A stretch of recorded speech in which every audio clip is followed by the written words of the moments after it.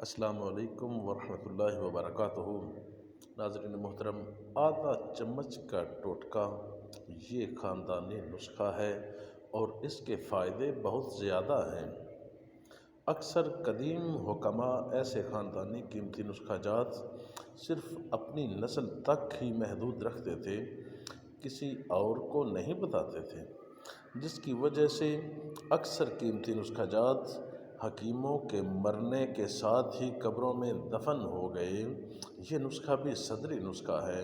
ملاحظہ فرمائیں، ہرڑ جسے ہریڑ بھی کہتے ہیں اور دوسرے نمبر پہ چینی، دونوں چیزوں کو ہم وزن لے کر صفوف تیار کر لیں یعنی پیس لیں۔ ہریڑ کی اندر والی گٹھلی استعمال نہیں کرنی، صفوف ایسا تیار کریں جیسے پاؤڈر ہوتا ہے۔ چھوٹے بچے 5 سال کی عمر سے لے کر 14 سال تک چوتھائی چمچ صبح و شام دودھ کے ساتھ کھائیں۔ 14 سال کی عمر سے لے کر 40 سال تک آدھا چمچ صبح و شام دودھ کے ساتھ کھا لیں۔ 40 سال سے لے کر آخر تک 1 چمچ صبح و شام نیم گرم دودھ کے ساتھ کھائیں۔ نوٹ: 5 سال سے نچلی عمر کے بچے یہ صفوف استعمال نہ کریں، ہرگز بھی استعمال نہ کریں۔ صفوف کے فائدے سن لیں۔ نزلہ، زکام، ریشہ کو ختم کرتا ہے، کھانسی اور بلغم کو ختم کرتا ہے، دماغی کمزوری کو دور کرتا ہے، حافظہ قوی کرتا ہے، دانتوں کو مضبوط کرتا ہے، مسورونوں سے خون آنا بند کرتا ہے۔ بطور منجن چینی کے بغیر صفوف استعمال کریں تو دانتوں کو صاف کرتا ہے۔ گنٹھیا کے مریضوں کو فائدہ دیتا ہے، یعنی ہر قسم کی اعصابی دردوں، وجود کے کسی بھی حصے میں درد ہو تو فائدہ دیتا ہے۔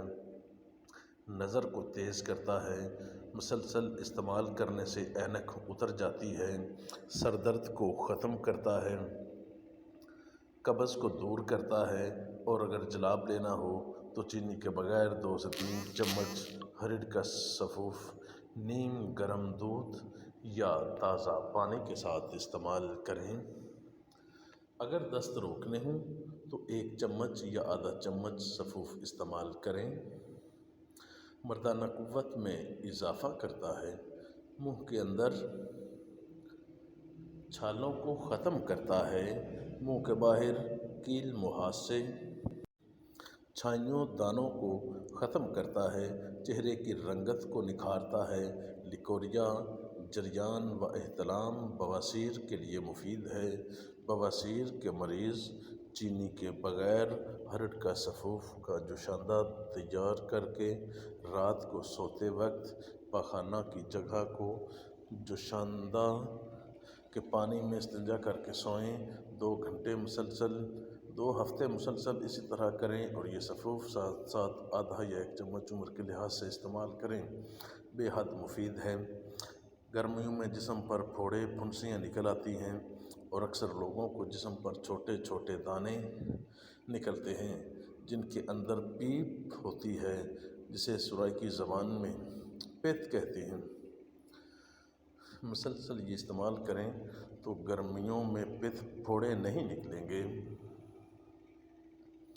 مصفہ خون ہے، خون کو صاف کرتا ہے، پیٹ کے درد کے لیے بھی مفید ہے، ہچکی کو بند کرتا ہے، مثانہ کی کمزوری کو دور کرتا ہے، بار بار پیشاب آنے کو روکتا ہے، ہاتھ پاؤں اور گھٹنے کی ورم کے لیے مفید ہے۔